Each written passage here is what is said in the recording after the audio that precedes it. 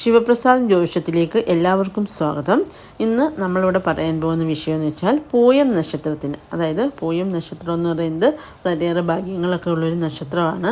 അപ്പോൾ ആ നക്ഷത്രത്തിന് ദോഷം ചെയ്യുന്ന ചില നക്ഷത്രങ്ങൾ, ആ നക്ഷത്രങ്ങൾ ഏതൊക്കെയാണെന്നാണ് ഇന്നത്തെ വീഡിയോയിൽ പ്രതിപാദിക്കുന്നത്.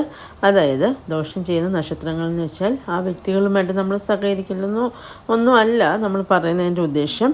കാര്യം അവർ പോലും അറിയാതെ ആ നാളുകാർ അതായത് ഇവരുടെ പൊസിഷൻ, അതായത് ഇവരുടെ ചന്ദ്രൻ, ഏത് ദശയിലാണോ ജനിച്ചിരിക്കുന്നത്, അപ്പോൾ ആ ചന്ദ്രൻ മറ്റേ ഗ്രഹം ഉണ്ടല്ലോ, അതായത് ഇവർക്ക് ഓപ്പോസിറ്റ് നിൽക്കുന്ന എന്ന് പറയുന്നത് ഉത്രം, ചിത്തിര, അവിട്ടം, ചതയം, ഭരണി, മകം എന്നീ നക്ഷത്രങ്ങളാണ്. അപ്പം ഈ ചന്ദ്രൻ്റെ നോട്ട് ആ നക്ഷത്രങ്ങളുടെ ചന്ദ്രൻ്റെ നോട്ട് ഇവർക്ക് എതിരായിട്ടാണ് നിൽക്കുന്നത്.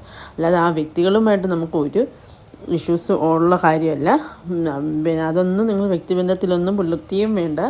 കാര്യം ഇങ്ങനെ നിൽക്കുന്നത് കൊണ്ടാണ് ഈ നക്ഷത്രക്കാർ ഇവർക്ക് ദോഷം ചെയ്യും എന്ന് പറയുന്നത്. അപ്പോൾ ഇത്തരം നാളുകാരുമായിട്ട് നമ്മൾ സഹകരിക്കുമ്പോൾ നമ്മൾ പ്രത്യേകിച്ചൊന്ന് ശ്രദ്ധിക്കുക. മകം, ഉത്രം, ചിത്തിര, അവിട്ടം, ചതയം, ഭരണി എന്നീ നാളുകാർ അവരുമായിട്ട് പൂയം നക്ഷത്രക്കാർ സഹകരിക്കുമ്പോൾ ഒന്ന് പ്രത്യേകം ശ്രദ്ധിക്കുക. അതുപോലെ ഈ നാളിൽ ഇവർക്ക് ഒരു ജോലിക്ക് പോകാനാകട്ടെ, അല്ലെങ്കിൽ പുതിയതായിട്ടൊരു ജോലി കിട്ടി, അപ്പോൾ ആ നാളിൽ പോയാൽ അവർക്ക് അത്ര ശുഭമാവണമെന്നില്ല.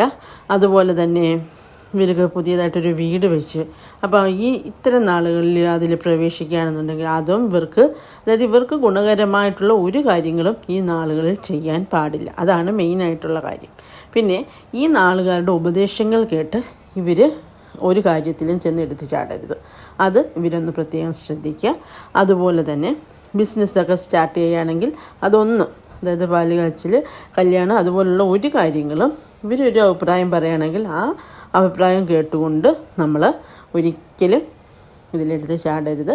മൂന്നാമതൊരാളുമായിട്ട് ആലോചിച്ചിട്ട് വേണം ചെയ്യാൻ. അതാണ് ഈ നക്ഷത്രക്കാർക്ക് ദോഷം ഇവരിൽ നിന്നും ഉണ്ടാകുന്നതിൻ്റെ റീസൺ ഞാൻ മേളിൽ പറഞ്ഞു.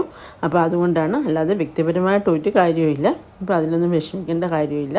അപ്പോൾ എല്ലാ പൂയം നക്ഷത്രങ്ങൾ എല്ലാവർക്കും എല്ലാ അനുഗ്രഹങ്ങളും ഉണ്ടാകട്ടെ.